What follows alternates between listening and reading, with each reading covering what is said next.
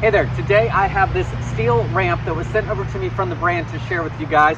Now, this is going to be good for things like this storage shed, or maybe going into your garage from the outside man door, depending on the threshold height. And it's going to help get those larger items into the storage shed, like lawnmowers and wheelbarrows. The ramp itself is 24 inches across by 29 inches long.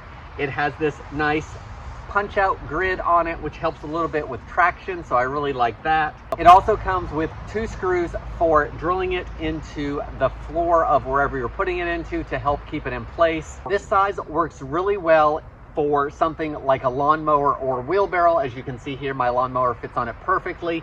But for larger items like snow blowers and riding lawnmowers, if you have 2 of these, they can be attached together so they stay together next to each other with nuts and bolts, because there's pre-drilled areas on the side for those to go into. Now, if we look here how I have the ramp set up, my storage unit is a little too high for the ramp to be totally effective, so I'm going to have to do something with the ground below it to level it up a little bit so this will lie flat.